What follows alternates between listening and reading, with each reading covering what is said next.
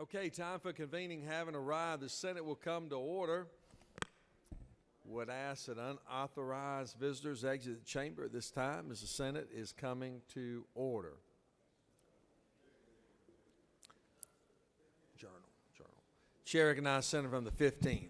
Thank you, Mr. President. The journal has been read and found to be correct. Thank you, Senator, for your good works on the journal. Is there objection to dispensing with the reading of the journal? Reading of the journal is dispensed with. Is there objection to the confirmation of the journal? Chair hears none, and the journal is confirmed. All senators having bills and resolutions to introduce, please bring them to the Secretary's desk at this time. First reading and reference of Senate bills and resolutions. Senate Bill 488 by Senator Anderson, the 24th, and others. The bill will be titled Enactment at Chapter 2, Title 25 of the OCGA, relating to regulation of fire and other Public safety. Mr. President, that concludes the order. First reading and reference of House bills and resolutions. House Bill 684 by Representative Ralston, the 7th, and others. The bill will be titled An Act to Make and Provide Appropriations for the State Fiscal Year beginning July 1st, 2018. Appropriations. House Bill 937 by Representative Bentley, the 139th. The bill will be titled An Act to Provide a New Charter. State and local governmental operations. House Bill 942 by Representative Gilliard of the 162nd, and others. The bill will be titled An Act to State and local governmental operations. House Bill 994 by Representative Marin of the 96th, and others. The bill will be titled An Act to Amend and Act create a new charter for the State and local governmental operations. House Bill 1010 by Representative Cantrell of the 22nd, and others. The bill will be titled An Act to Amend and Act placing the sheriff, clerk, State and local governmental operations. House Bill 1017 by Representative Rhodes of the 120th. The bill will be titled An Act to State Amend and local governmental operations. Mr. President, that concludes the order. Secretary will read reports of standing committees. Mr. President, Senate Committee on Rules has had our consideration of the following legislation instructing the board the same back to Senate for our recommendation. Senate Resolution 967 do pass, and by Senator Moles the 53rd. Mr. President, Senate Committee on State and Local Government Operations had our consideration of the following legislation instructing the board the same back to the Senate for our recommendation. House Bill 507 do pass, House Bill 508 do pass, House Bill 549 do pass, House Bill 550 do pass, House Bill 557 do pass, House Bill 558 do pass, House Bill 901 do pass, House Bill 980 do pass, House Bill 985 do pass. Submitted by Senator Kirk of the 13th. Mr. President, that concludes the order. Secretary will read the bills for the second time. Senate Resolution 3 and 29 by Senator Beach of the 21st, Joint Study Committee on Professional Employer Organizations create. House Bill 189 by Representative Nelson of the 125th, and others. Contract Cancellation Act and Act. House Bill 305 by Representative Beskin of the 54th, and others. Domestic Relations, category of third parties who may be awarded custody in certain circumstances. Add step parents. House Bill 374 by Representative Knight of the 130th. Ad valorem tax. Property. Allow electronic filing of returns in certain cases. House Bill 513 by Representative Dickerson of the 113th, and others. Domestic Relations, signs to be posted at certain medical facilities where a newborn child may be left. Provide. House Bill 654 by Representative Beskin of the 54th, and others. Child support reforms recommended by the Georgia Child Support Commission and Act. House Bill 664 by Representative Teasley the 37th, and others. Income tax deduction from income for contributions to savings trust accounts revised.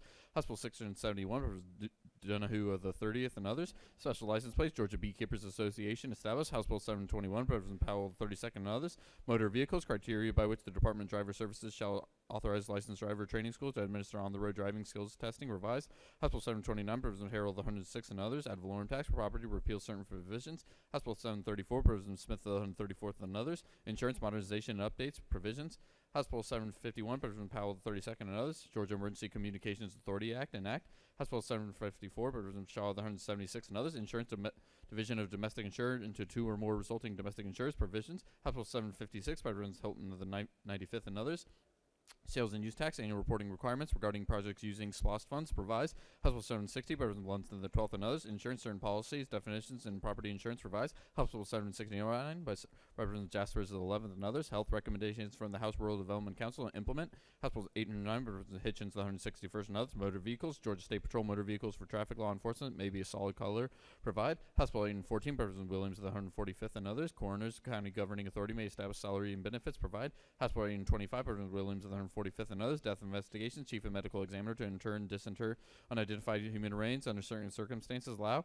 House Bill 830 by Representative Hardin of the 148th, and others. Controlled substances, Schedule 1 and 2, change certain provisions. House Bill 844 by Representative Houston of the 170th, and others. Georgia Commission on Hearing Impaired and Deaf Persons revised provisions. House Bill 849 by Representative Peak of the 141st, and others. Income tax reporting federal partnership adjustments provisions. House Bill 867 by Representative Hitchens, the 161st, and others. Georgia Peace Officer Standards and Training Council quorum for transaction of business provides.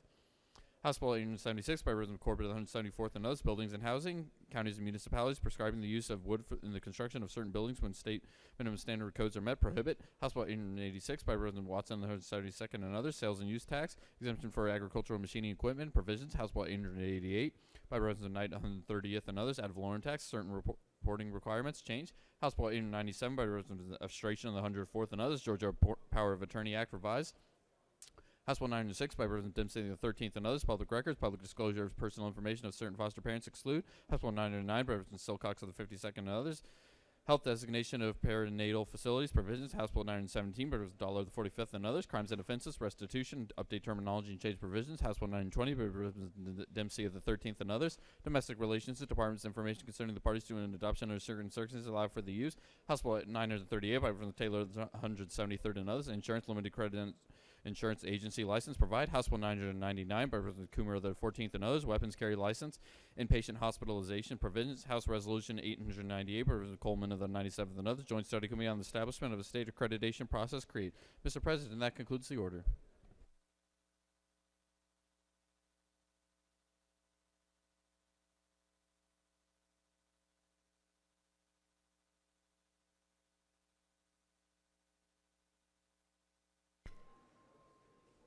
Getting ready for the roll call. Beforehand, I recognize the Senator from the 56th to recognize a special group and guests in the gallery. Thank you, Mr. President. I am very excited to have in the gallery with me today members of the City of Roswell Government and Parks. We're so proud that they were the very first city in the entire state of Georgia to win the Gold Award, which is given a very prestigious award by the National Recreation and Park Association. They were a finalist several times, and I think anybody that has been anywhere in North Fulton or in Georgia knows that Roswell area parks are their best of the best. Today in the gallery we have a large group of people. We have Mayor Lori Henry, we have former Mayor Jerry Wood, we have numerous current and former council members, members of the Park and Recs Board.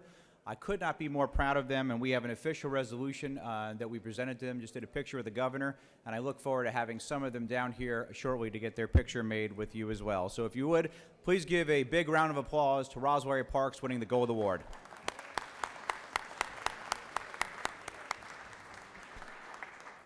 Good to have you guys with us today. We're ready for the morning roll call. Are there motions to excuse? Chair recognizes first up, Senator from the 9th. Thank you, Mr. President. I'd like to ask unanimous consent to excuse the senator from the 11th for business inside the Capitol. 11th, without objection, Senator from the 11th will be excused. Chair recognizes Senator from the 34th. Thank you, Mr. President. I ask for unanimous consent to excuse the senator from the 36th. She is en route. 36, without objection, Senator from 36 will be excused. Chair recognizes Senator from the 15th. Thank you, Mr. President. I ask unanimous consent to excuse the senator from the 5th. 5th, without objection, Senator from the 5th will be excused. Chair now recognizes Senator from the 19th.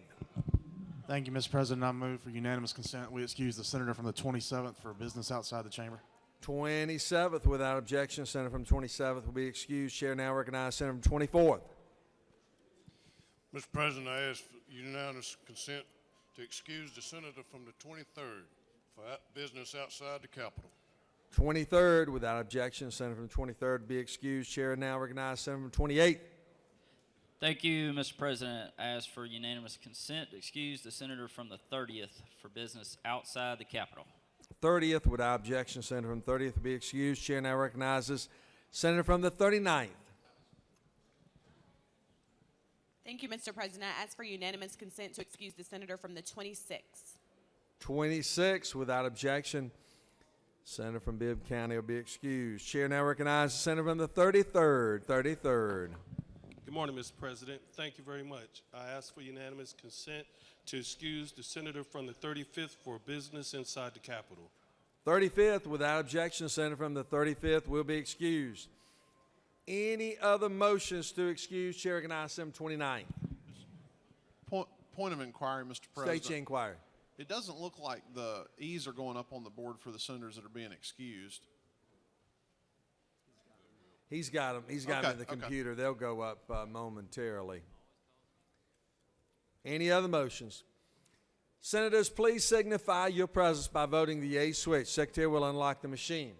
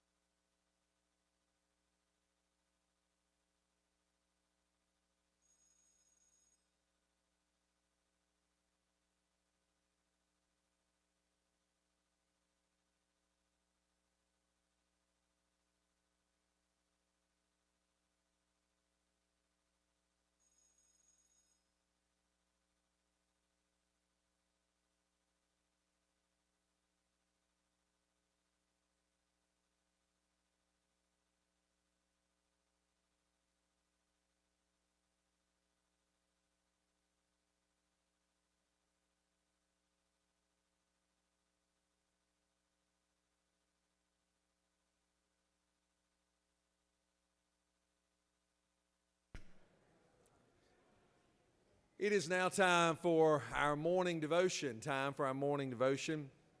Would ask that all senators please take your seats and cease all audible conversation at this time as we are preparing the chamber for our morning devotion.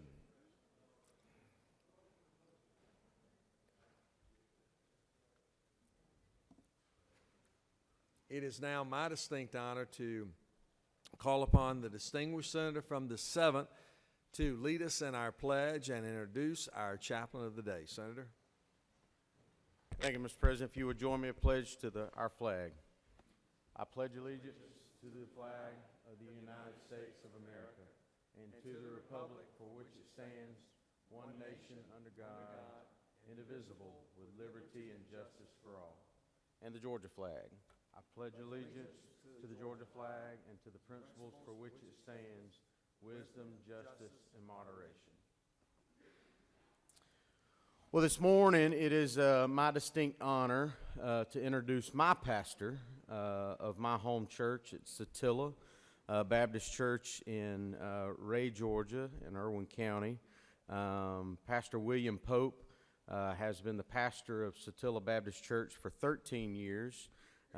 He is married to Loy Carver, and to tell you a little story about Satilla Baptist Church, is where my pastor, Brother William, met his future wife, Loy. So he has a special place in his heart for our home church of Satilla, and I would believe that he would agree with that statement. He has a son by the name of Casey, also has a grandson by the name of Walker. Brother William is the CFO of Pope Trucking Company down in Atkinson County, Pearson, Georgia, and they do a phenomenal job in South Georgia in regards to the trucking industry. He has been an active pastor since 1996, and I will tell you, just because of what I know about our pastor of our home church, he truly is a man of God and one that I look to for advice on more so than not, as the need arises. But he does us a tremendous job at Satilla. So this morning I'm going to turn it over to Brother William Pope. Thank you, Senator Harper, and your check is in the mail for that introduction. I appreciate that.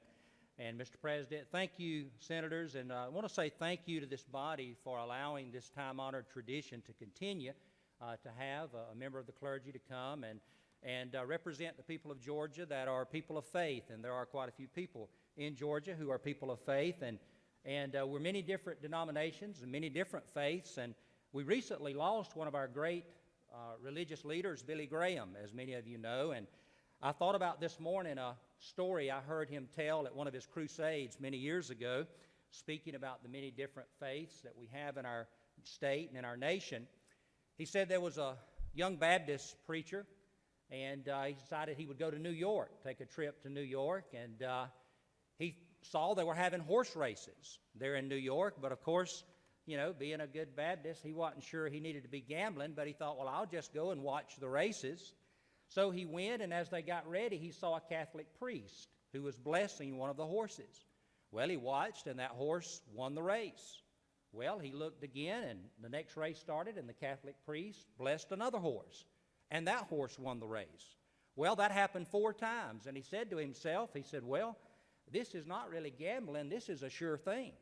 So he saw the Catholic priest bless the 5th horse. He ran to the window right quick, and he just had a little bit of money. He put all the money he had on that horse, and he ran back up to the stands, and the horse took off, and sure enough, he rounded the first corner ahead of the pack, and just as he rounded that first corner, he fell just as dead as a doornail in the middle of the track. He didn't understand it. Of course, he lost all the money that he had, but he thought, I got to find out what's going on here. So he found the Catholic priest as soon as the race was over, and he said, Father, I've got a question. You blessed 4 horses, and every one of them won the race, but that 5th one fell dead. I don't understand. And the Catholic priest said, you're not a Catholic, are you, son? He said, no, sir, I'm a Baptist from Georgia. He said, well, that explains it. If you would have been a Catholic, you would have known the difference between a blessing and the last rites. So we are thankful for the diversity of our state and the diversity of this body. And again, thank you for allowing this to continue. I thought about sharing just a really brief story. I remember when I was a child growing up in the 60s. I was born in 63. And my father worked. He was a farmer, worked in a factory, eventually became a truck driver, and he was gone a lot. And my mother had myself and my 2 younger sisters.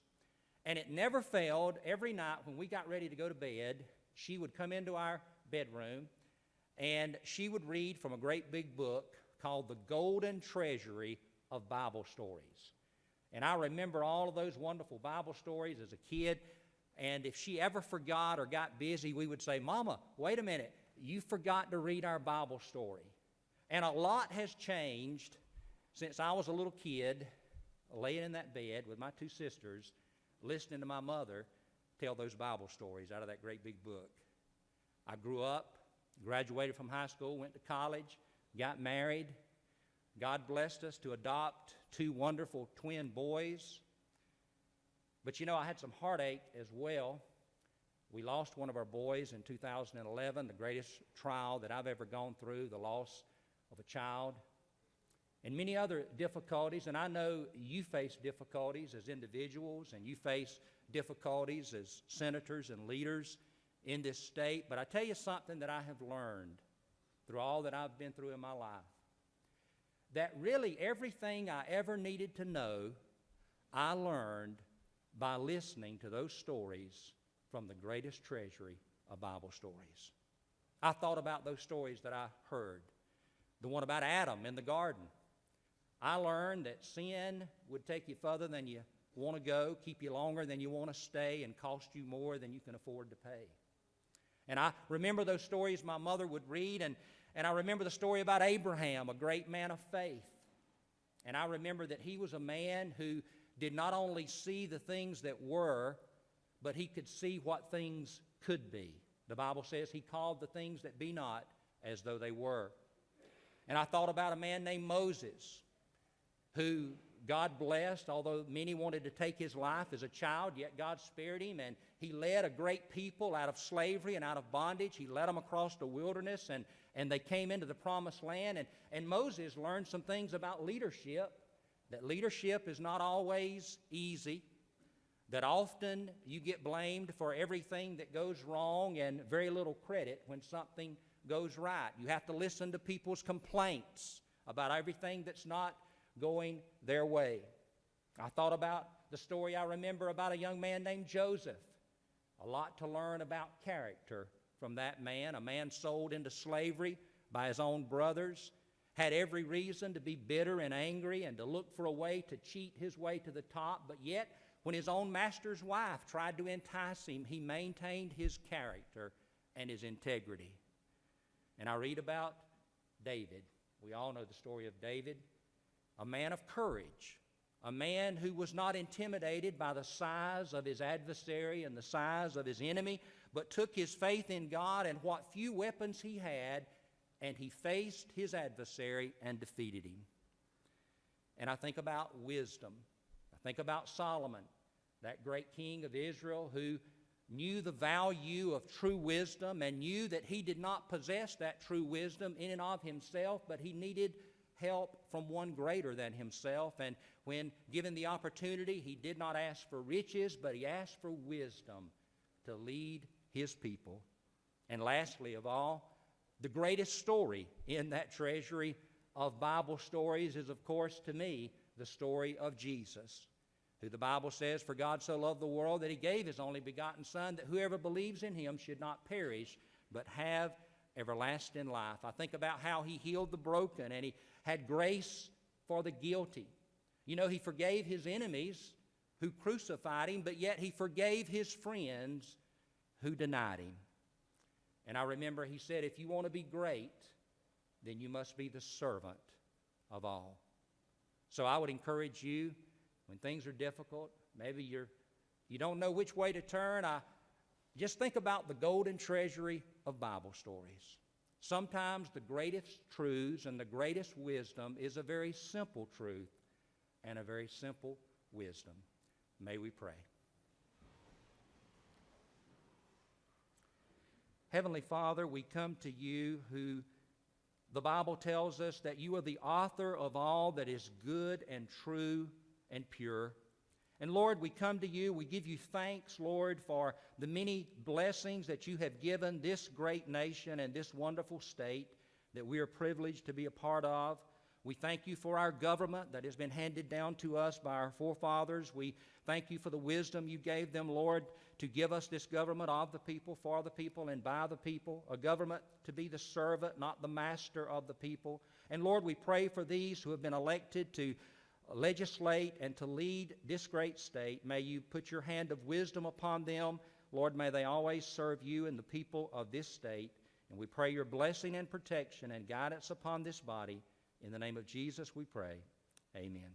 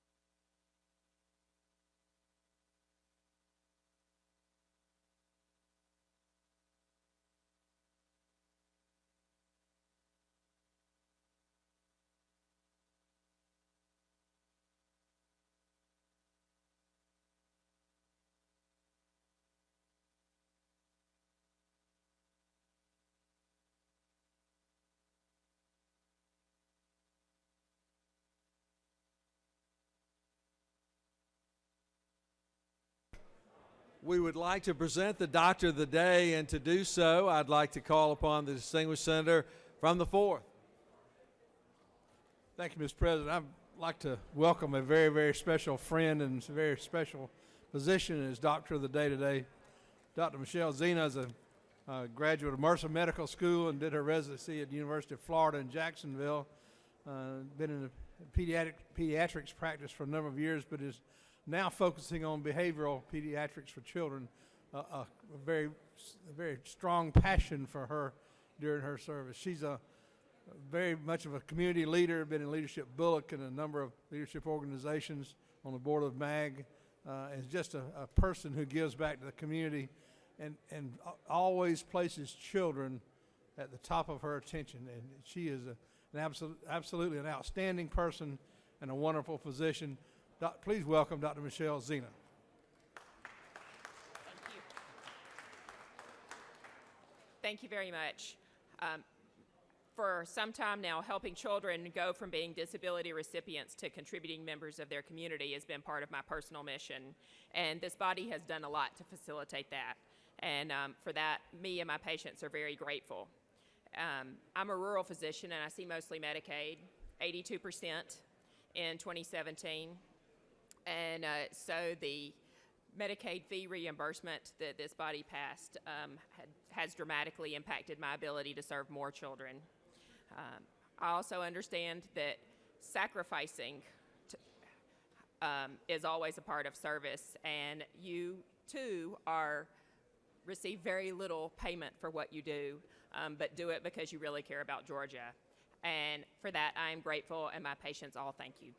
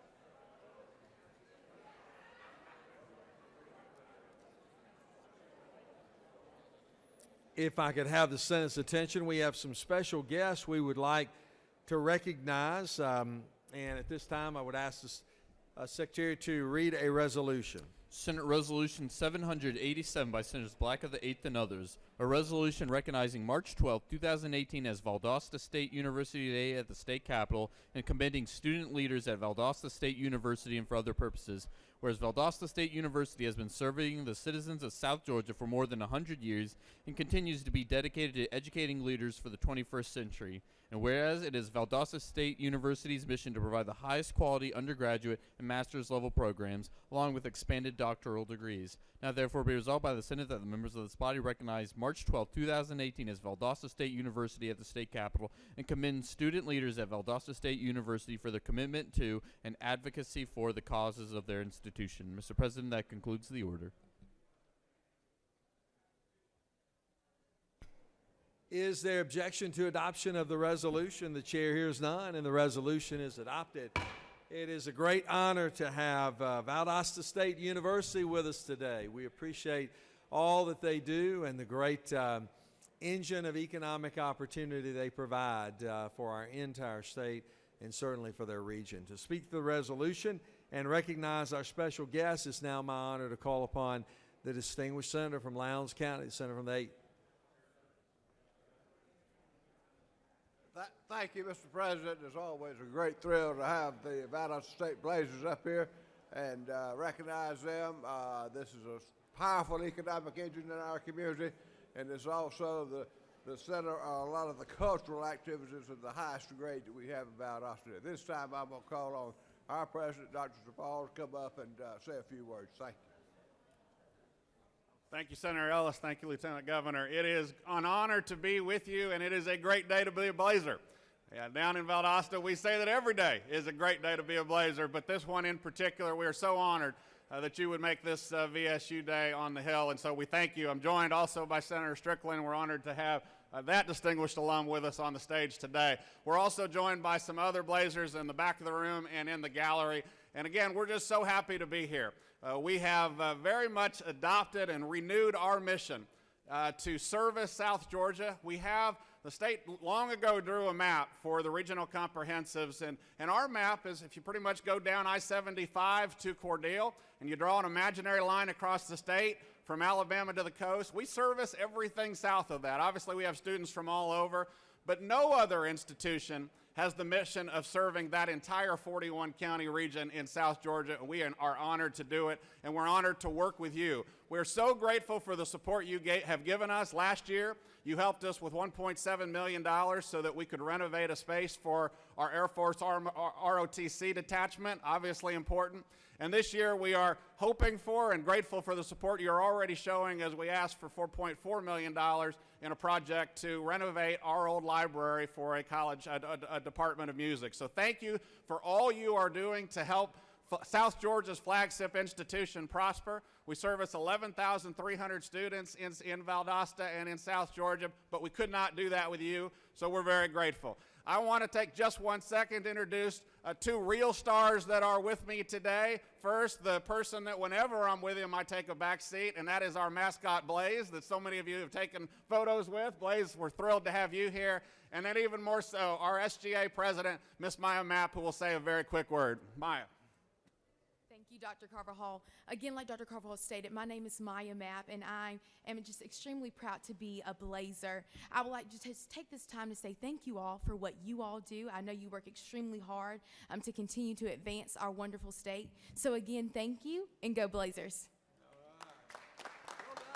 Well done. Let's step down and do a picture. Awesome. Well done. Thank you. Good. Yes, sir.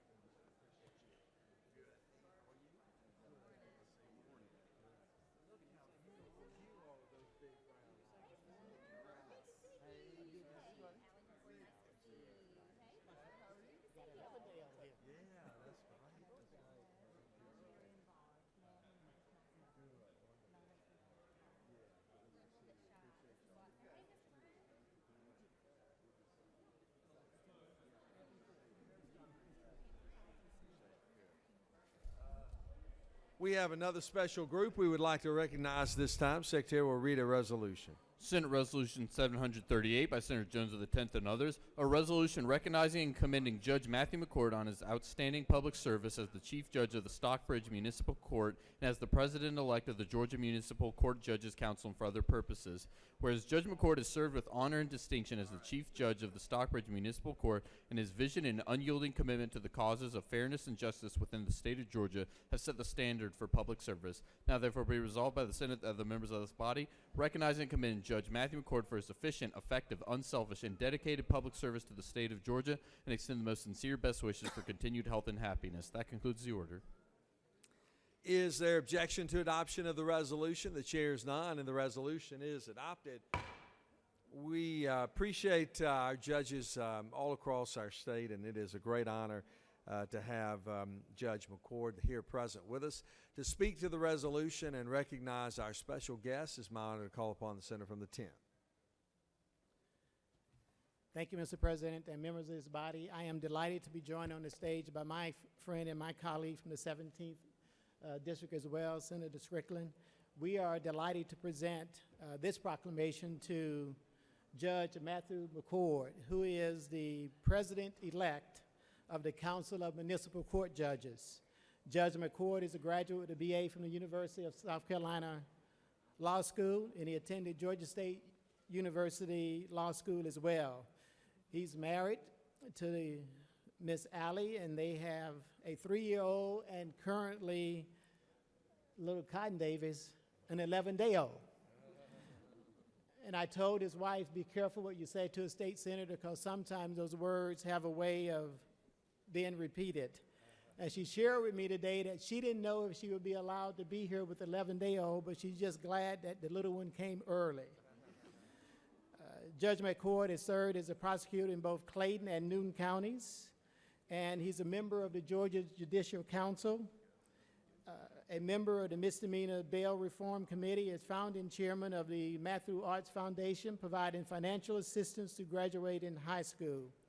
I asked Mayor Ford, who is here with him today, as well as Councilwoman Neat Robinson, what would they say about Judge McCord? And they basically said that he is a judge's judge. He is a person that stands firmly on the law, and he is a public servant in every sense of the word. So I am delighted to join with my friend from the 17th in presenting to you Judge Matthew McCord.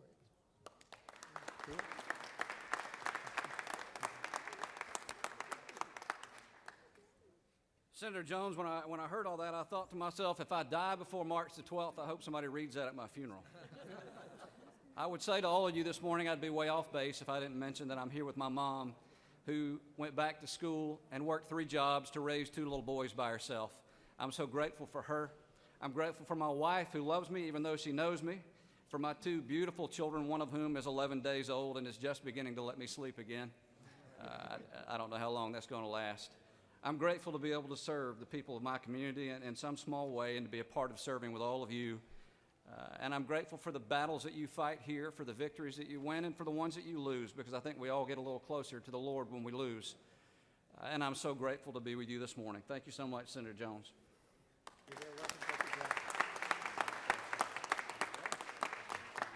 And may I also add very quickly, and this is a surprise to Mayor Ford, but I want to present this proclamation to him as well, for being the very first African-American mayor elected in almost 100 years to the great city of Stockbridge. Thank you, and God bless you. Take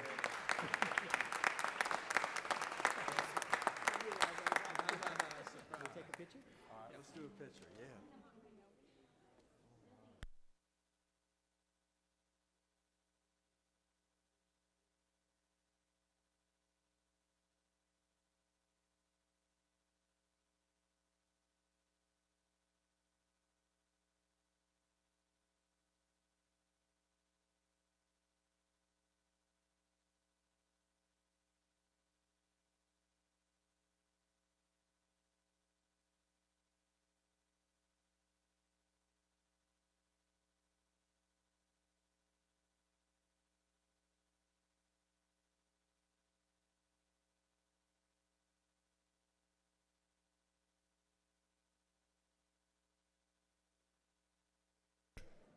We have another special group we would like to recognize at this time, and the Secretary will read a resolution.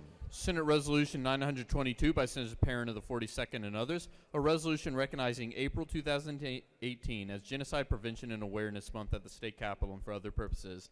Whereas the goal of Genocide Prevention and Awareness Month is to educate the public about the history of previous and contemporary genocides, how to advocate against future genocides, to focus attention on the specter of genocide so that policies, strategies, and programs geared toward combating the evils of genocide and mass atrocities can be developed, and to commemorate the victims of genocide. Now therefore be resolved by the Senate that the members of this body recognize the month of April 2018 as Genocide Prevention and Awareness Month at the State Capitol, and commend AJC Access Atlanta for its dedicated efforts in advocating towards the prevention of genocide and mass atrocities. That concludes the order. Is there objection to adoption of the resolution? The chair is none, and the resolution is adopted. It is now my honor to recognize the senator from the 42nd for the purpose of speaking to the resolution and recognizing our very special guest. Senator?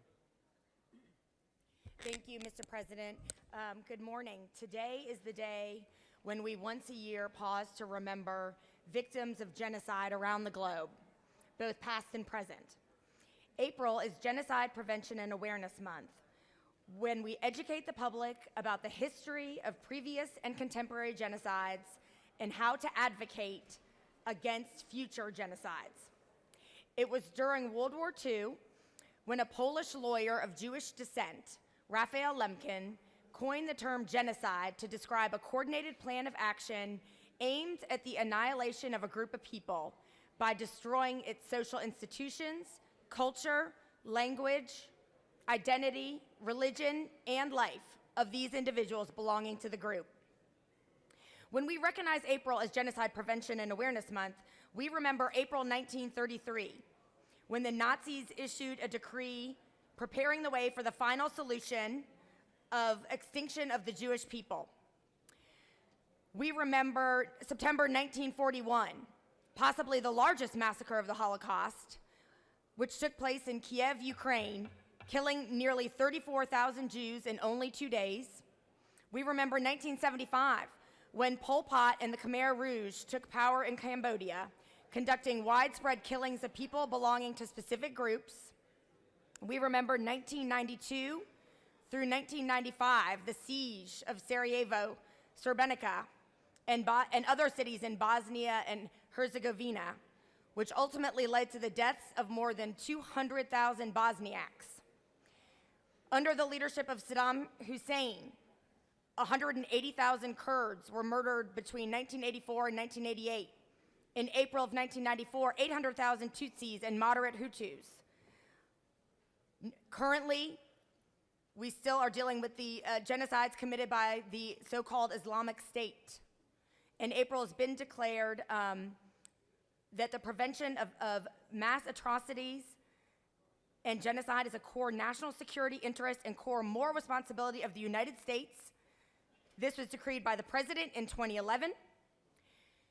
And with me on the podium, we are honored to have Adam Hirsch, the co-chair of Access, Jeffrey Silverstein, also with Access, Martin Gamiji with the Rwanda community, Mamie Diane Vogel, also with Access, and Alan Shurko with the Yazidi, who is an Yazidi Kurdish representative. Colleagues, before I have some of our honored guests speak to you about Genocide Prevention and Awareness Month, I would like to ask for a brief moment of silence where we remember victims of genocide, both past and present, and the millions of people that have been murdered throughout the decades. If you'll join me in a brief moment of silence.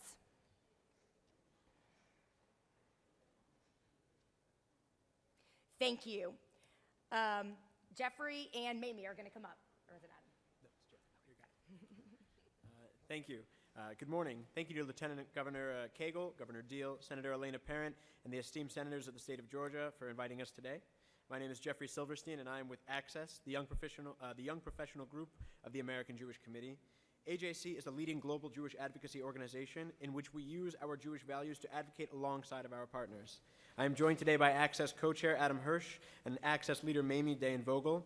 I'm also joined by Martin Gamije, survivor of the genocide in Rwanda, and Alan Shurko, a representative of the Yazidi Kurdish community.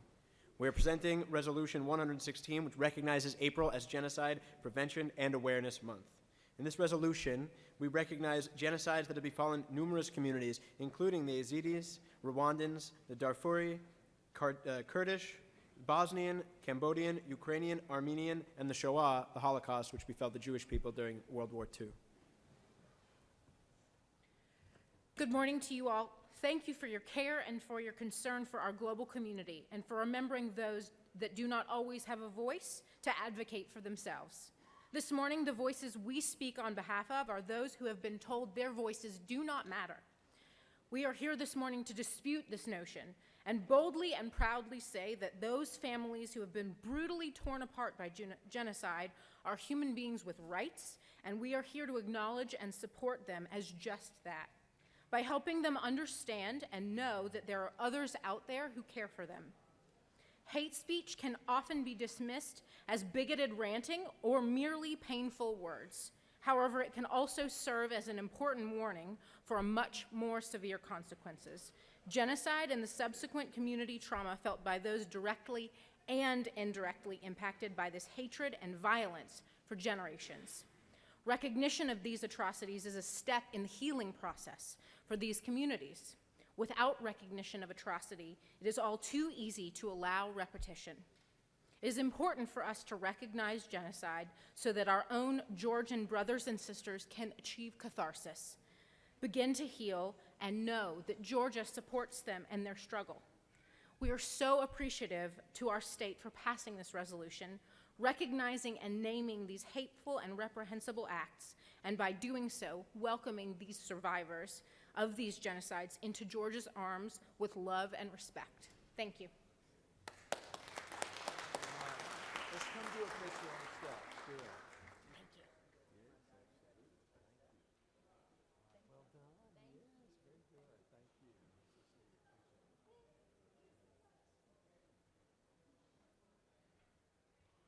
We have another special group. We'd like to recognize. Secretary will read a resolution. Senate Resolution 804 by Senators Brass of the 28th and others, a resolution honoring Steve Barker on his selection as Georgia's 2018 School Superintendent of the Year and for other purposes, whereas Steve Barker exemplifies selfless dedication to the education of young people, as demonstrated by the innumerable hours of his time he has contributed to ensuring the progress of the Coweta County school system, and whereas he is the highly respected superintendent of the Coweta County school system, dedicating his time, talents, and energy to ensuring the highest quality education for the children of the county.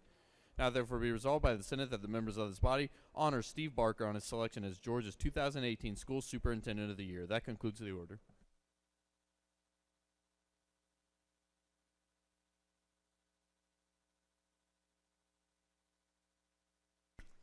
Is there objection to adoption of the resolution? The chair hears none, and the resolution is adopted. It is a great, great honor to have the Superintendent of the Year of one of the great school systems within our state. We very much appreciate Coweta County and the great innovation by which they are demonstrating in their school system. And to speak to the resolution and recognize our special guest, it's now my honor to call upon the senator from the 28th.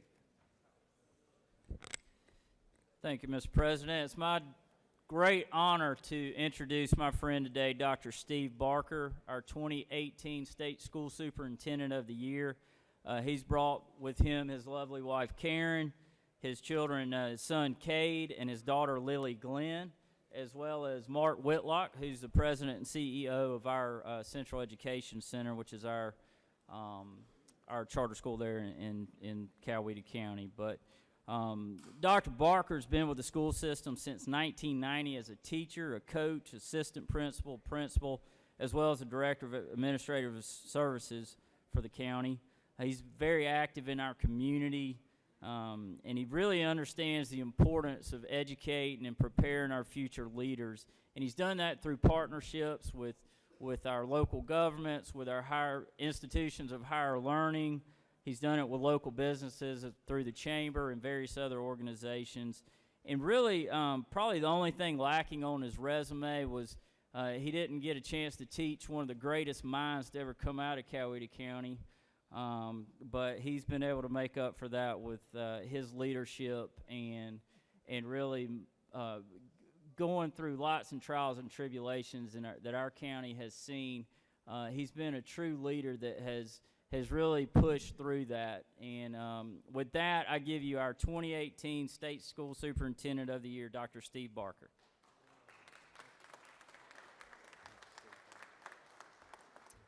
Thank you very much, Lieutenant Governor. Thanks for having me. It's an honor. Senator Brass, I believe he was referring to himself in that line about the smartest mind that ever came out of Union High School. I thought it was his wife. I'm thankful to you as the state Senate leaders for the state of Georgia for the work you do every session to lead education in the right direction in our state. I'm thankful for that. Senator Tippins, thank you for being up here with us as well. And I'm blessed with a family that supports the work that I do. Mr. Mark Whitlock here with our College and Career Academy, which is a strong initiative for our state. I represent a school system where employees and community leaders work together every day for the good of our children. And that's what it's going to take in Georgia and across this nation to continue the great work in public education. I'm honored by the recognition, and thank you. Well done, well done. And also joining us, I forgot to recognize, but John Zahner is in the gallery with us from the State School Superintendent Association. Thank you, John. Let's do a picture.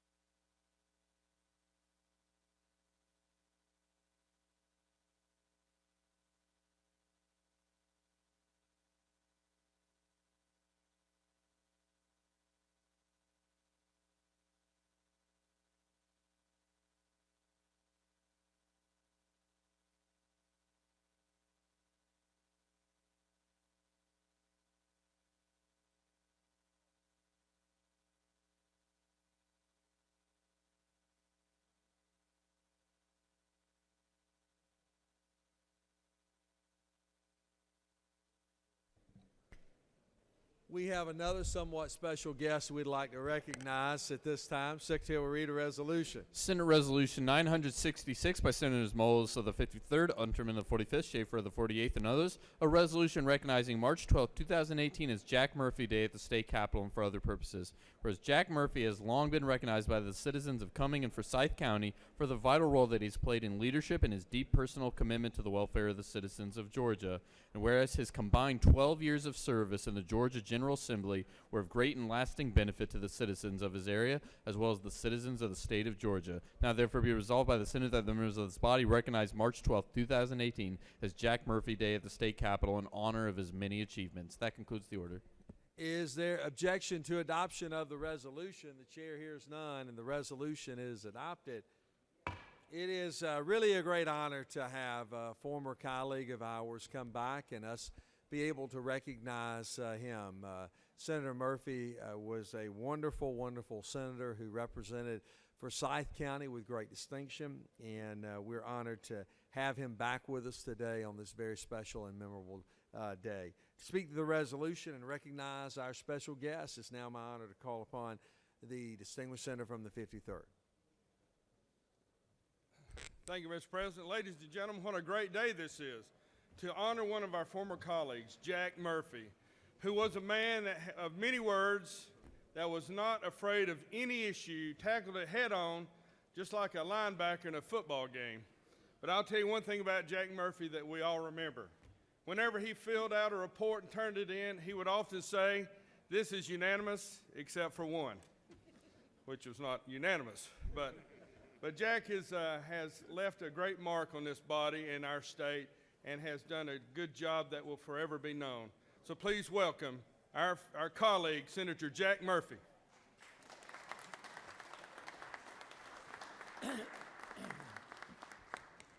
Wow.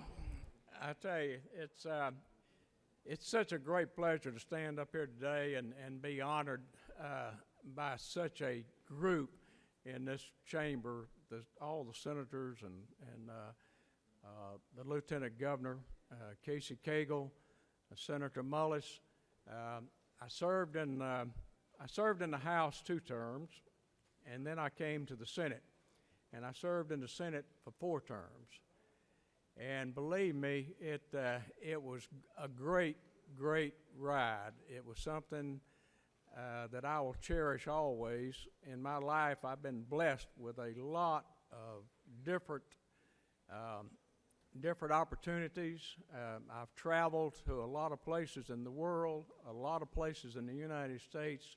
I've been blessed to have a good wife, and one of the greatest blessings that I've had and opportunities and honors that I've had is to serve in this body.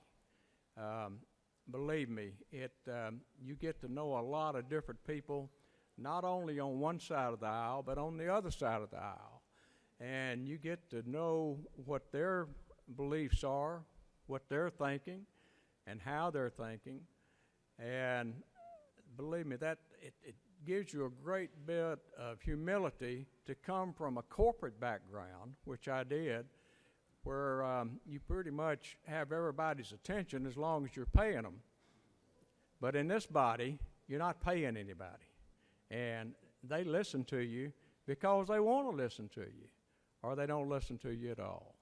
So I'm telling you that it is a great experience, and it's been an experience of my lifetime, which I will honor and treasure. I also have with me today my son, Brian, who accompanied me down here today to receive this honor. And again, I appreciate it so much. Thank you very much.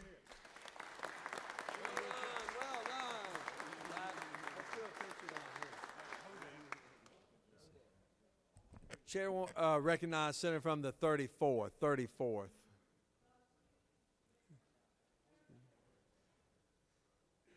No. You're recognized.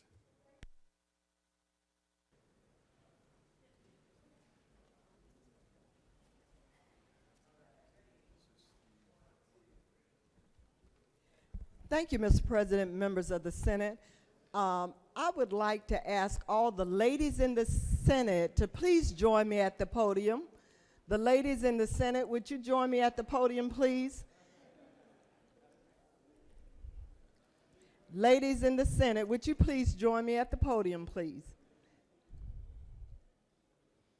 As you all know, this is Women History Month, so I am waiting patiently of the ladies in the Senate to join me.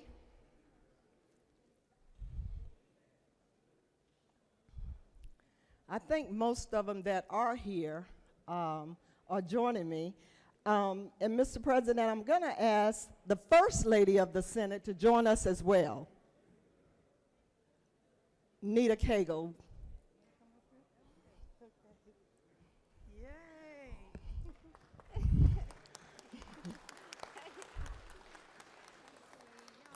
Again, we all know that this is Women History Month, and the Women Legislative Caucus had a program this morning to acknowledge our First Ladies. And of course, our First Lady in the Senate is Nita Cagle.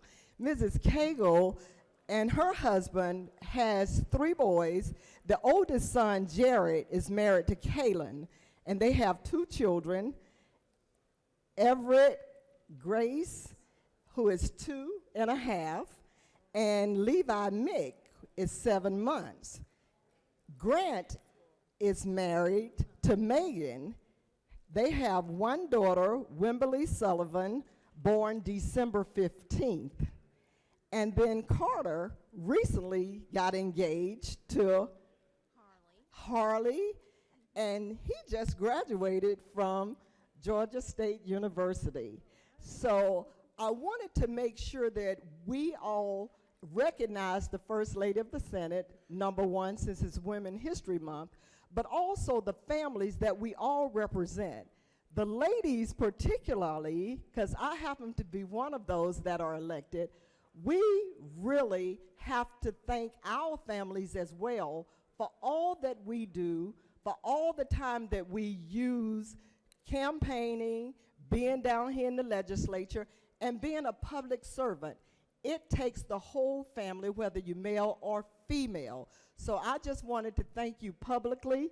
Once again, we had a nice ceremony this morning, and to say thank you for being the lady behind the man in the Senate. Thank you. I'll yield the well. Men, men, men, come on. Donzella, they listen to you. Thank you once again. All righty, we'll yield the well. Thank you. We have another special group we would like to recognize at this time. Secretary will read a resolution. Senate Resolution 979 by Senators Watson of the 1st, Jackson of the 2nd, and others. A resolution recognizing and commending the members of the St. Patrick's Day Parade Committee and for other purposes. Whereas among one of the largest Irish celebrations in the nation, the St. Patrick's Day Parade, held in Savannah's lovely historic district, is always a joyous and meaningful occasion for the citizens of Chatham County in the state of Georgia.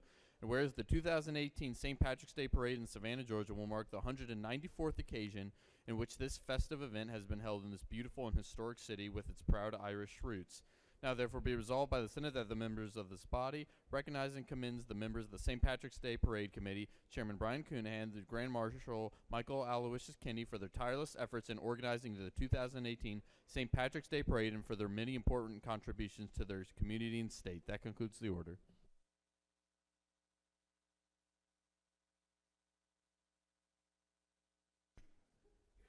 Everyone is looking forward to St. Patrick's Day, and so am I. Is there objection to adoption of the resolution? The chair hears none. The resolution is adopted. It is always such an honor to have the delegation up from Savannah. We all look forward to the festivities of St. Patrick's Day, and nobody does it better than Chatham County. And it's my honor now to call upon the distinguished senator from the 1st to speak to the resolution and recognize our very special guests here. Thank you, Mr. President. I'd like to start this off with the traditional Irish blessing here. May the road rise to meet you. May the wind be always at your back. May the sun shine warm upon your face. May the rain fall soft upon your fields. And until we meet again, may God hold you in the palm of his hand. It is certainly my honor here to introduce our Grand Marshal of the St. Patrick's Day Parade, Michael Aloysius Kennedy. Was born in 1958 to the parents of Nicholas Kinney Jr. and Phyllis Edna Steves Kinney. I should note that 40 years ago, the Grand Marshal of the 1978 parade was his father. Mr. Kinney has been members of the Knights of Columbus Council, the Grand Knight in that. He's been a charter member of the Friendly Sons of St. Patrick. He's also a member of the Catholic War Veterans, Irish Heritage Society, Shenanigans Society, Police Emerald Society. He also has the distinction of being the grandnephew of Florence Martis, the waving girl, whose memorial statue still greets the container ships entering the port of Savannah. So Michael is described as a man of good character and a trustworthy friend who always is ready to lend a helping hand to those in need and to assist in many community affairs. So it is my privilege to introduce the Grand Marshal Michael Aloysius Kinney.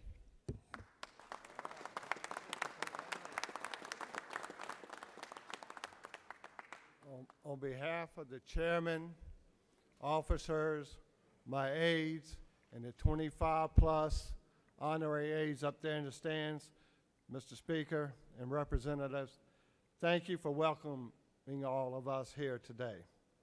We certainly appreciate the efforts that you go through to keep our state in a great light.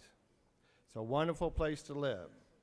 We invite y'all all to come down to Savannah to celebrate the Savannah St. Patrick's Day Parade with us and the Feast of St. Patrick.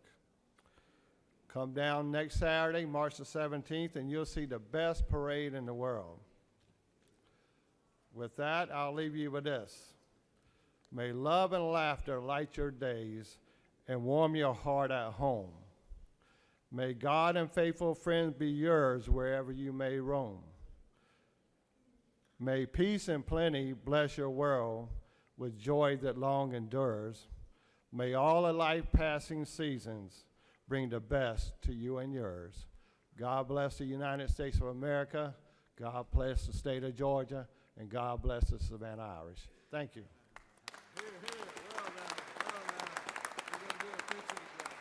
And gentlemen, if the gentleman in the green jackets up there in the gallery, if you would stand, thank you very much.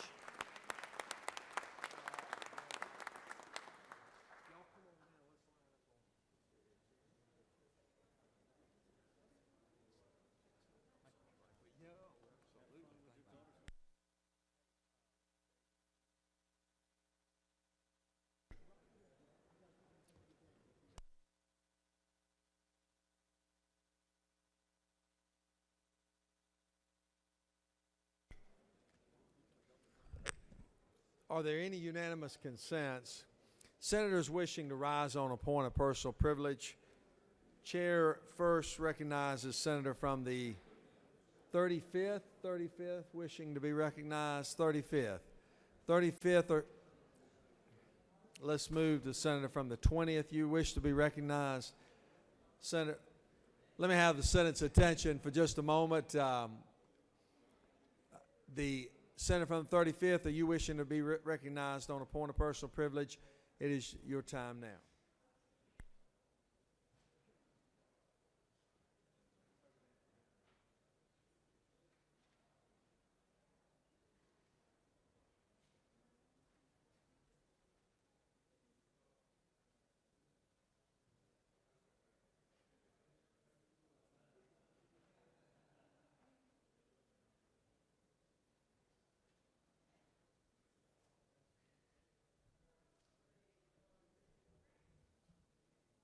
Thank you very much, Mr. President and Senators. I stand in a moment of sadness that a friend, the First Lady of the Atlanta Family Church, and her husband is Reverend Tom Cutts, Angelique Cutts, transitioned on Saturday evening. She lost her battle with cancer that was very aggressive, that she only found out about 3 months ago.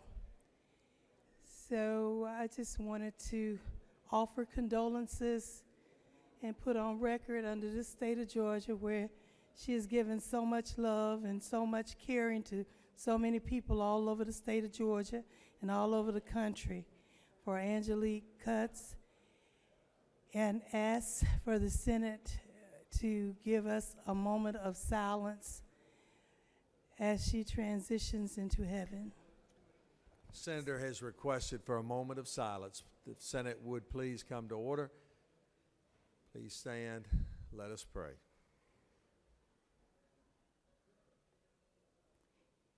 Amen. Thank you. Thank you, Senator. Chair now recognizes Senator from the 20th District on a point of personal privilege.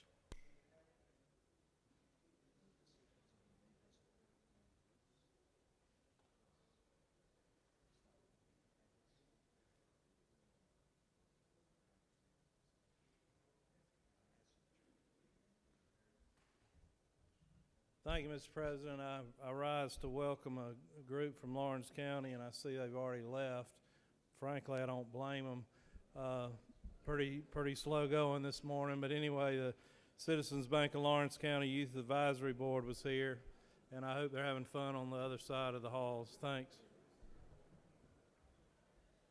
Chair recognizes Senator from the 49th on a point of personal privilege.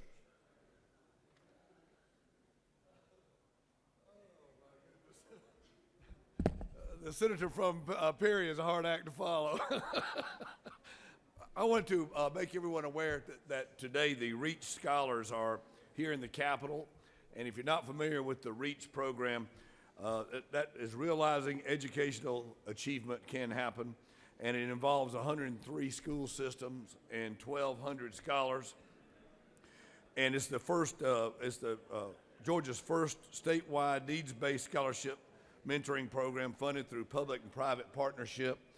And they'll be in the Capitol today and at the depot at lunchtime for a career fair and lunch. And I would just encourage you to reach out to these REACH students. And they're headed up by a real dynamo of a director, Jennifer Herron, that just does a great job, and just want to make sure y'all have a chance to say hello to them.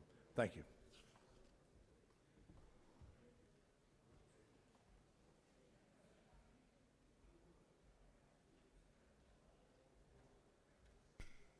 Chair recognizes Senator from the 53rd on a point of personal privilege.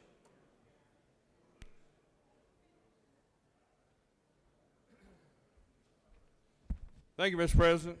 You know, all the work we do here, oftentimes you don't hear thank you or something good that comes out of it. Most time we hear complaints or griping about things that usually happen in Washington, but still, we try to take care of our constituents. But Senate Bill 212 in 2013, those of us that were here, we passed a bill that required teaching of CPR, the Heimlich maneuver, and others life-saving techniques in high school. Well, I'm here to tell you that because of your work in this body, we have saved another life. Several months ago, freshman students in Dade County who went through the CPR training with the school nurse and the Puckett EMT that taught him CPR and the Heimlich maneuver. Well, recently, his own father, they were at a restaurant, he got choked on meat, and he performed the Heimlich maneuver, saving his father's life. So again, thank you for the wisdom that you do here in this body that helped save a life. Last year in Dade County as well, in my district, it's interesting. They got to be many others, but I hear about these. At the bottom of Cloudland Canyon, I know you've been there, some of you. I know the senator from the 45th has been there. They had a gentleman who had a heart attack at the bottom of that ravine, and 2 Dade County students were hiking the trail and performed CPR and maintained his life until the paramedics got there, took him out of the canyon, and saved his life. So, ladies and gentlemen, Mr. President, the work we do here in this body does matter, and thank you so much. I yield the will. Thank you, Senator. Chair recognizes Senator from the 44th on a point of personal privilege.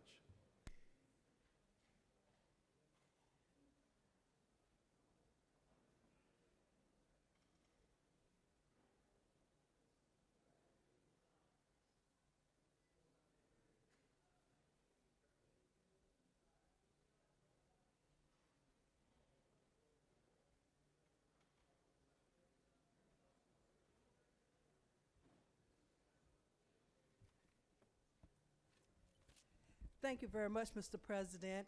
I just need to recognize some guests in the audience today. Let me see if I see them. Dr. Adney Bradford, who is here from North Carolina. She is the President Emeritus of English at Winston-Salem State University. And also Mr. Michael Williams, and they're both graduates of Fountain High School in Clayton County, but they're here today. Just want to welcome them to Georgia and to the Georgia State Senate. Thank you very much, Mr. President. I yield the well.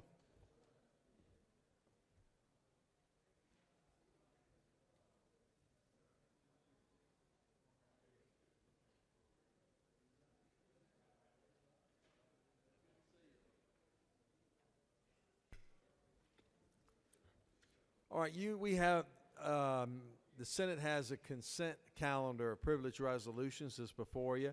Is there objection to adoption of the consent calendar of privilege resolutions? The chair hears none, and the privilege resolutions on the consent calendar are all adopted. Are there any motions to withdraw and commit?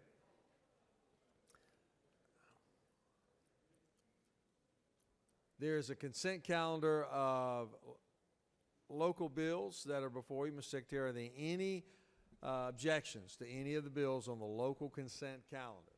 Mr. President, there are no objections filed. Is there objection to agreeing to the report on the state and local governmental operations, which Farrell passed the bill? Chairs none. Report is agreed to.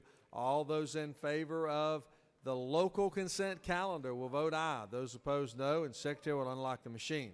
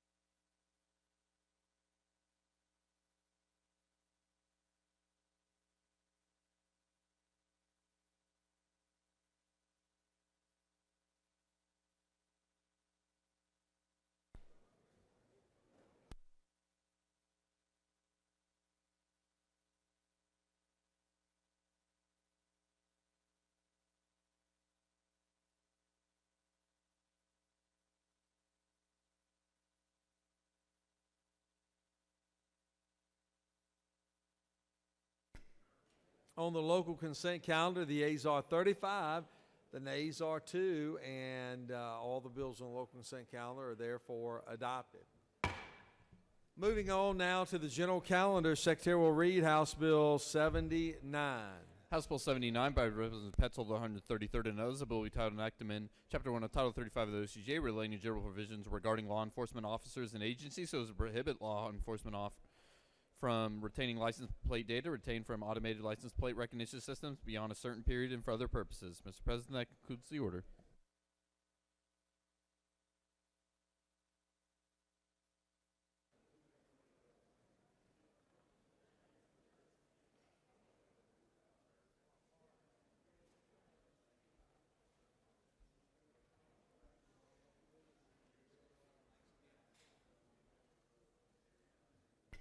Chair recognizes the senator from the 56th to present the bill.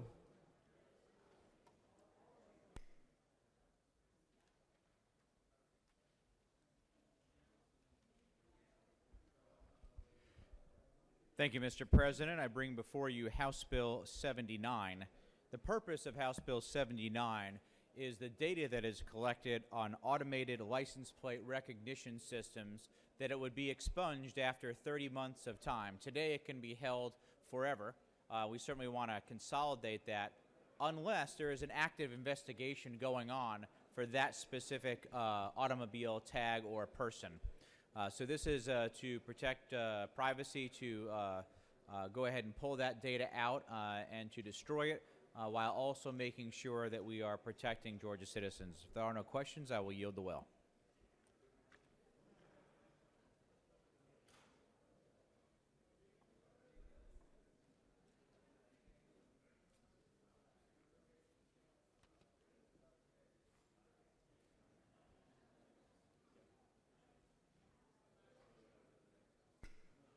No questions, Senator. Any other senator wishing to speak for or against the bill? As the objection agree in a Porter committee which fail pass the bill. Chairs none. Porter committees agreed to. Shall the main question be now put? The objections, chairs none. Main question is ordered. Shall this bill now pass? Question on the pass the bill. All those in favor of the bill will vote aye. Those opposed, no. And Secretary will unlock the machine.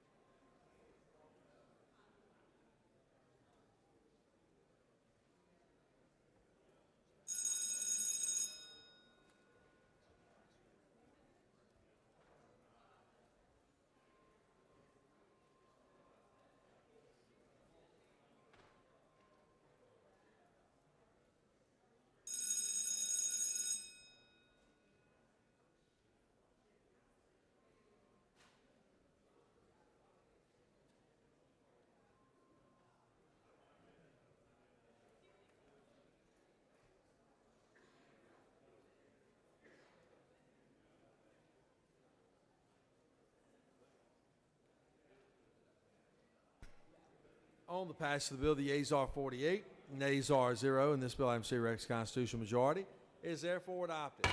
Secretary now will read House Bill 422. House Bill 422 by Representative Hitchens of the 161st and others, a bill we titled Enactment Article 1 of Chapter 4 Title 38 of the CGA relating to the Department of Veterans Service so as to authorize the incorporation of a nonprofit corporations as a public foundation and for other purposes. Amendment 1 by Senator Watson of the 1st offers the following amendment. Amendment 1 to amend the House Bill 422 by changing 38-4-13 to 38-4-14 on line 11. Mr. President, that concludes the order.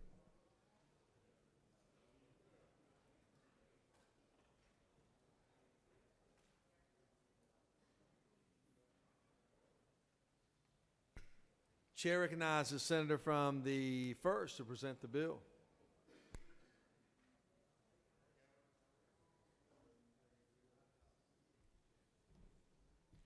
Thank you, Mr. President. I'm here to present House Bill 422. This came to the committee last year, got held up in rules, and is back again. This only creates a nonprofit corporation, a 501c3, to be administered by the Georgia Veteran Service Board. This foundation will be used only for the veterans' homes or nursing homes, in other words, skilled nursing facilities, I should say, and veteran cemeteries. This foundation is appointed as it is stated there, and that is all it does. I did do an amendment because since last year to this year, there has been more legislation that's been added, so the code section that it references has changed from 38.413 to 38.414. That just brings it from 2017 to 2018 OCGA. If there are no questions, Mr. President, I'll yield the well and ask for your favorable consideration. There are no questions, Senator. Question now is on the adoption of the floor amendment authored by the senator from the 1st. Is there objection? Without objection, the amendment offered by the 1st has been adopted.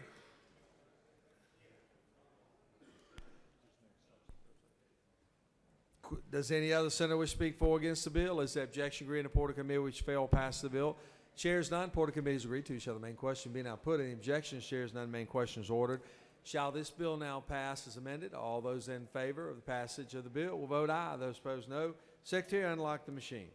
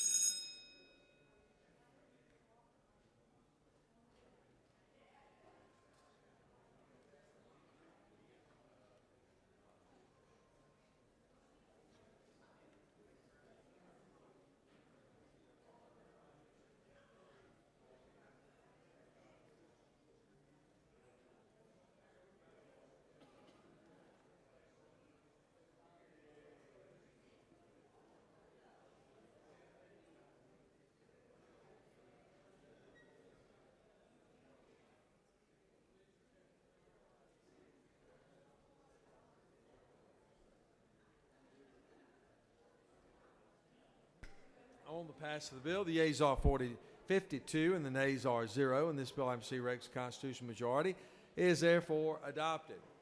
Secretary now will read House Bill 441. House Bill 441 by Representative Flemings of the 121st and others, a bill with title enacted in Chapter 12, Title 53 of the OCGA, relating to trusts so as to establish qualified self-settled spendthrift trusts, so as to provide for definitions, provide for exceptions for spendthrift provisions of trusts which are not within qualified self-settled spendthrift trusts, to provide for claims by creditors for such trusts, provide for the creation of such trusts, provide for transfers to such trusts, provide for vacancies of trustees, to provide for standards for such trusts to be considered non-revocable, to provide for beneficiary rights to withdraw and for other purposes. Mr. President, Senate Committee on Banking and Financial Institutions offers the following to substitute to House Bill 441, a bill with title enacted in Chapter 12, Title 53 of the OCGA, relating to trusts so as to establish qualified self-settled spendthrift trusts, to provide for definitions, provide for exceptions for spendthrift provisions of trusts which are not within qualified self-settled spendthrift trusts, provide for claims by creditors for such trusts, provide for the creation of such trusts, provide for transfers to such trusts, provide for and for other purposes. Amendment 1 by Senator Jordan the 6th and others. Offer the following amendment.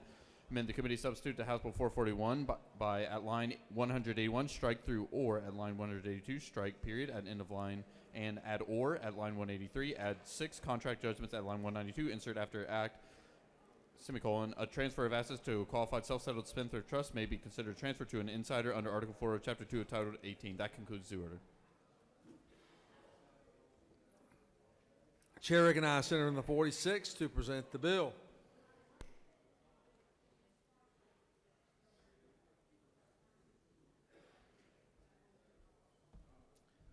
Thank you, Mr. President. Senators, this is one of those legal bills that deals with a technical area of trust law. I'll give you a brief description so you can kind of understand the picture. A trust is a device where an individual can put assets into a separate legal entity, taking them out of their own name and setting them aside, usually for a beneficiary, that the proceeds of that trust could go to children, grandchildren, charities, whatever. This specific type of trust allows the person putting their assets in a trust to also receive some of those benefits, typically income. It would limit any distributions to no more than 5% of the trust assets per year. It is irrevocable, so you can't change your mind. Once you put the money in that trust, it will stay there forever. In committee, we made certain that this went through the banking committee, that you can't use this device to shield your assets from creditors. You can't use it to keep money away from child support, alimony, taxes, judgments, restitution that might be ordered in a criminal proceeding, and you couldn't keep it away from a bank if you listed those assets on your credit application. So you couldn't tell a bank, hey, I have all this money, these stocks and bonds or whatever, obtain the loan from the bank and then go turn around and take those stocks and bonds and put it in a trust to shield it from the bank. If you attempted to do that, they could breach the trust and get at those assets. The senator from the 6th has an amendment that I have no problem with that further specifies that you couldn't keep those assets away from a judgment for a contractual type claim. The code is very clear already, in my opinion, that any tort judgment could not be used to shield these assets, and her amendment simply makes it crystal clear that that would apply to contract judgments as well. I have no problem with that. I think it effectuates the purpose of the bill. Other states are doing this, and so we have wealthy individuals that are going out of state to set up this type of trust, taking those assets away from our banks and trust institutions here that could otherwise manage those assets. Mr. President, if there are no further questions, I would yield the well or be glad to answer any questions if anybody may have one.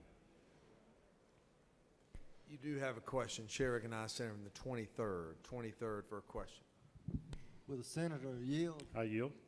If you carve out contract cases or judgments, what type of debts would be excluded from these assets? None that I know of, unless they had not yet obtained a judgment. And I think general common law in Georgia, if you fraudulently transfer assets to avoid a creditor, would still let you be able to take them out of this trust if it was shown that you attempted to do that. Thank you, Mr. President. I urge your favorable consideration of the bill. One more? Okay. Chair recognizes Senator from the 26th.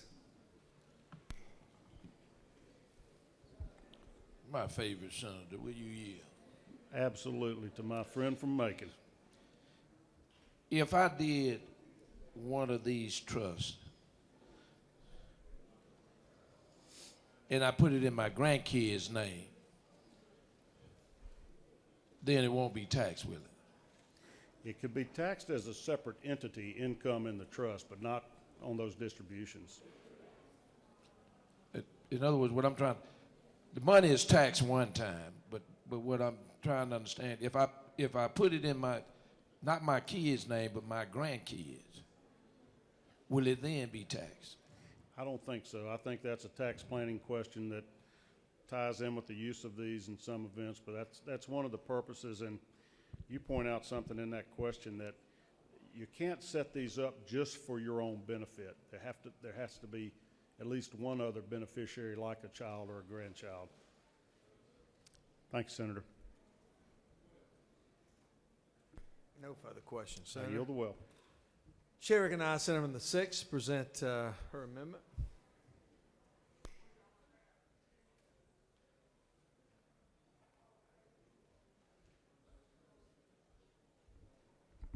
Thank you, Mr. President.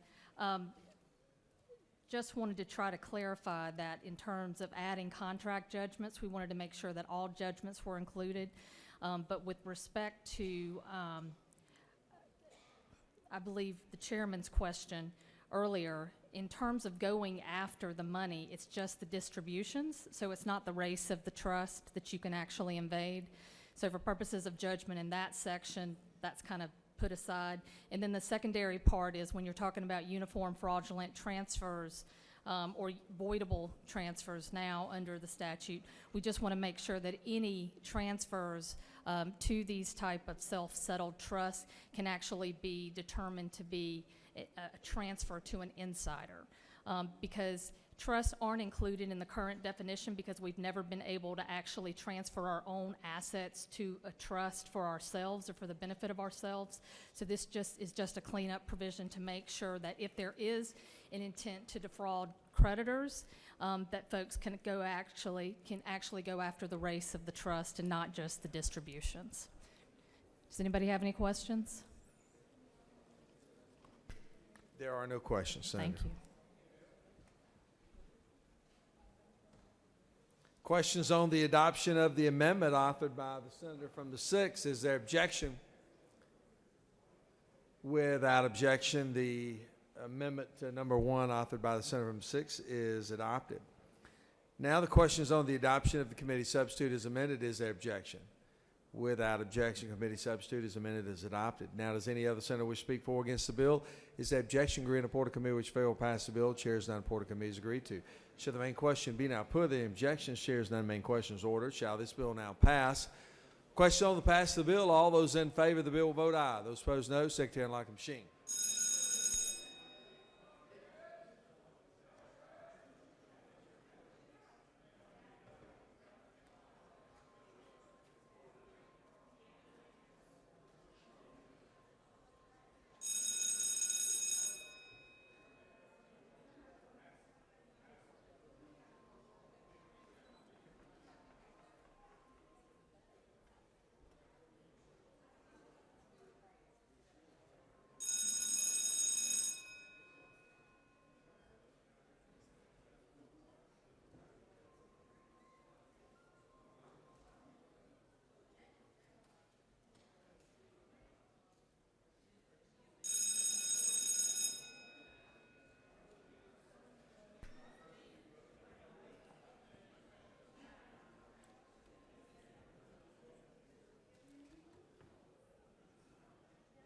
On the pass of the bill, the yeas are 41 and the nays are 11. And this bill, having received Rex constitutional majority, is therefore adopted. Secretary will read House Bill 592. House Bill 592 by Representative Lumsden of the 12th and others. The bill will be titled an act to amend Code Section 33234 of the OCGA ruling insurance compliance self-evaluation privilege so as to repeal the applicability and sunset provisions and for other purposes. Mr. President, that concludes the order. Chair recognizes Senator from the 14th to present the bill.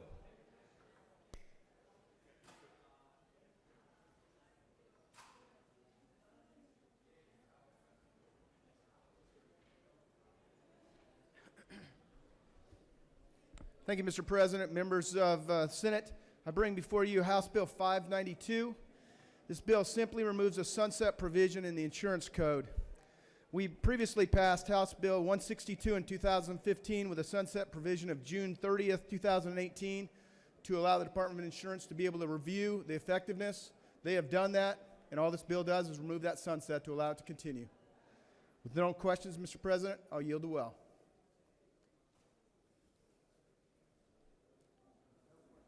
Thank you. Does any other senator wish to speak for or against the bill? Is there objection? Agree in report of committee which fail pass the bill. Chairs none. Report of committee is agreed to. Shall the main question be now put? Are there any objections? Chairs none and main question is ordered. Shall this bill now pass? Question is on the pass of the bill. All those in favor of the bill will vote aye. Those opposed, no. Secretary will unlock the machine.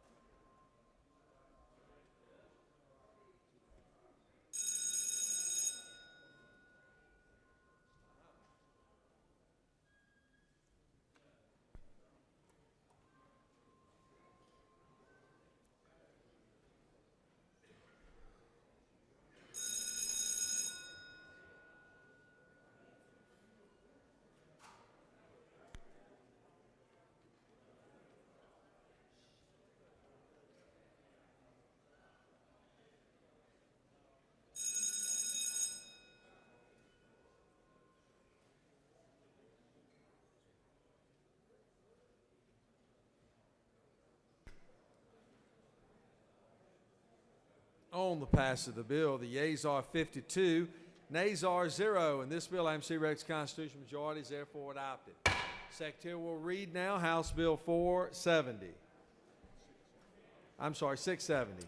House Bill 670 by Representative Powell, the 32nd and others. The bill will be titled Enactment Chapter 4B of Title 49 of the OCGA relating to the Interstate Compact for Juveniles so as to revise the number of legislative branch representatives on the Georgia State Council for Interstate Juvenile Suspension to revise the appointing authorities for legislative representatives on such council and for other purposes. Mr. President, that concludes the order.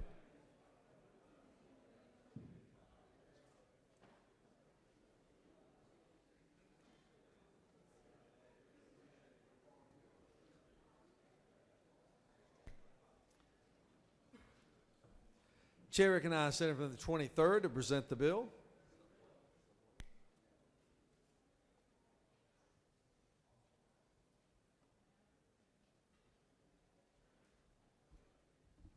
Thank you, Mr. President. Colleagues, all this bill does is clarify that on the Interstate Juvenile Supervision Council, each chamber, Senate and House, will have an appointee. Previously, the law required the Senate and the House to get together on one appointee. This allows an appointee for each chamber.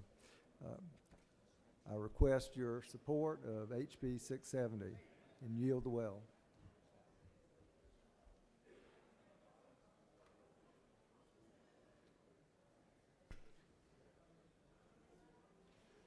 Does any other senator wish to speak for or against the bill? Is there objection agreeing to report of committee which fail pass the bill? Chair is none. Report of committee is agreed to. Shall the main question be now put? Any objection? Chair is none. The main question is ordered. Shall this bill now pass? The question is on the pass the bill. All those in favor of the bill will vote aye. Those opposed, no. Secretary will unlock the machine.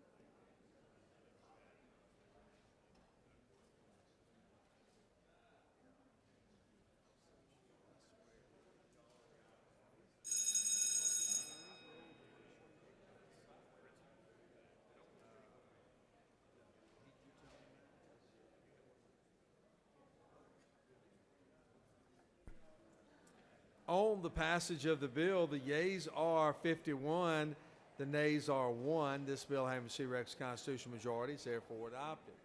Secretary now will read House Bill 816. House Bill 816 by Representative Gravely of the 67th and others. The bill will be titled Enactment Article 1 and Chapter 2 of Title 48 of the OCGA relating to state administrative organization of the Department of Revenue so as to provide for mandatory fingerprinting and criminal record checks for certain individuals and for other purposes. Mr. President, that concludes the order. Chair recognizes Senator from the 52nd to present the bill.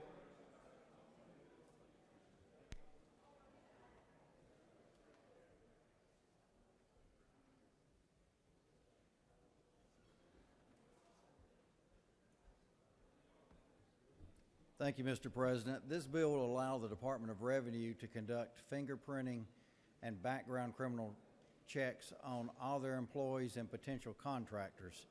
Now, in my opinion, they should have already had that authority, but apparently they don't. However, September 1st, the IRS is requiring that any of our state employees or contractors that have access to their records have to have this done. So this is also a mandate from the federal government. And if there's no questions, I'll yield the well.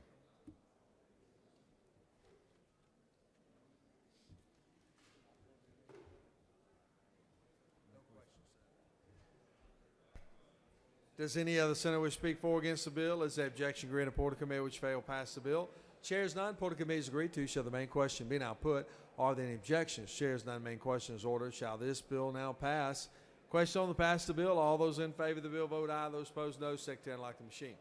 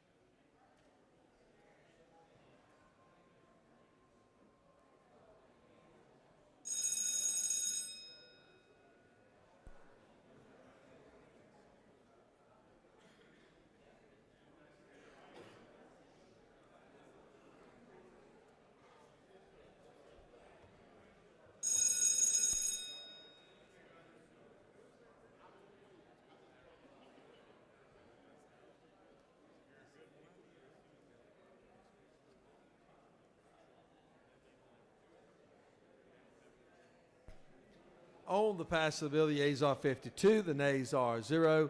This bill, MC Rex constitutional majority, is therefore adopted. Secretary will read House Bill 885. House Bill 885 by President McCall, the 33rd, and others. The bill will be titled an act of Article 1 of Chapter 9, Title 12 of the OCGA, the Georgia Air Quality Act, so as to revise certain provisions relating to limitations on the effect of said act on powers of the Board of Natural Resources, Department of Natural Resources, Environmental Protection Division, and for other purposes. Mr. President, that concludes the order. Chair recognizes Senator from the 47th. 47th, present the bill. Please give the Senator your attention.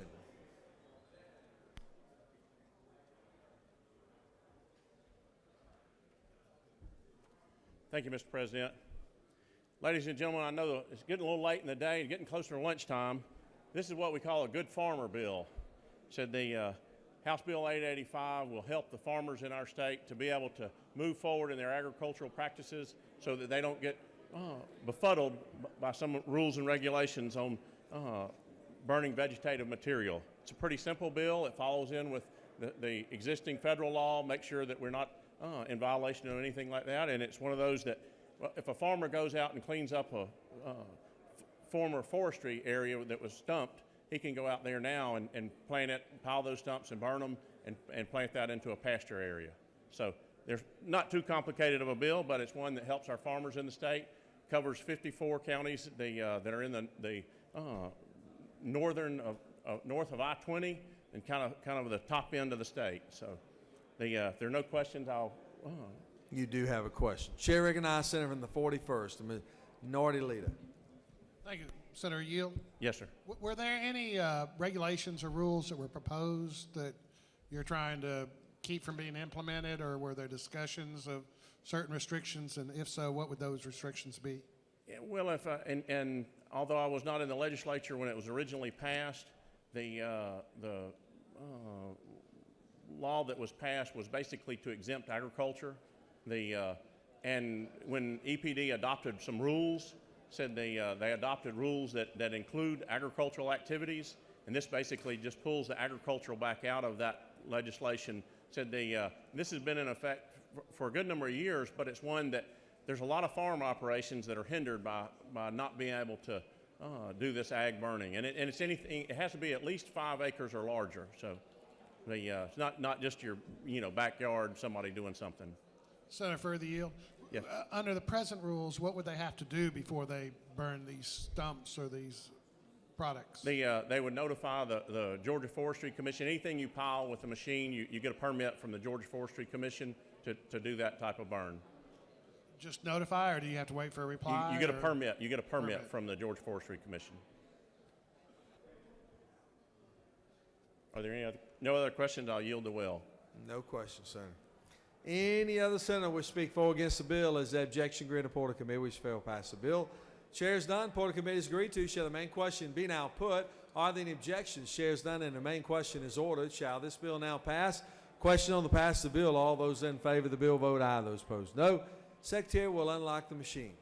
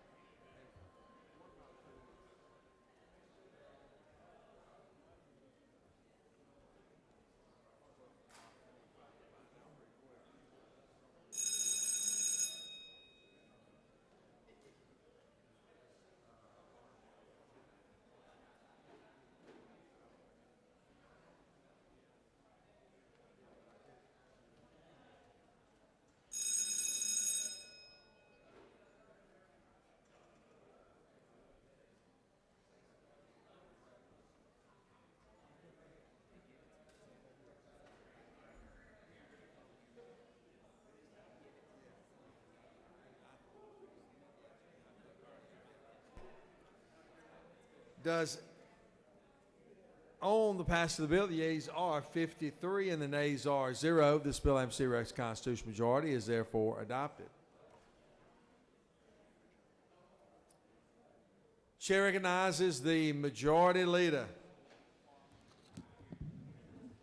Thank you, Mr. President. I move the Senate stand adjourned until 10 o'clock a.m. on Wednesday, March 14th to allow us to have committee work day tomorrow. Read the announcements. Rules will meet upon adjournment at 4:50 of the Capitol. Insurance and Labor will meet at 1 p.m. and 3:10 of the CLB. Finance Sales Tax Subcommittee will meet at 1 p.m. and 1:25 of the Capitol. Public Safety will meet at 1 p.m. in Mez 1. Transportation will meet at 2 p.m. and 3:10 of the CLB. Finance Ad Valorem Subcommittee will meet at 2 p.m. and 1:25 of the Capitol. Finance will meet at 3 p.m. in Mez 1. Education and Youth will meet at 3 p.m. and 4:50 of the Capitol. And Judiciary will meet at 4 p.m. and 3:07 of the CLB. That concludes the order.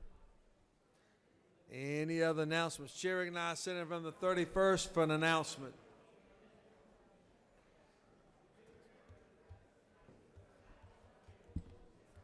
Once again, I'd just like to invite everyone to our legislative prayer fellowship Wednesday morning, 7:15, room 125. You should find an invitation on your desk. This is our members only prayer fellowship. Thank you, Senator. Chair recognizes Senator from the 4th. I don't know if he had probably just had someone touch his light. The light was on by accident, maybe. The majority leader has moved that the Senate stand adjourned until, I think it was by accident. The light was on. The majority leader's move, we stand adjourned until 10 a.m. on Wednesday, March the 14th. All those in favor will say aye.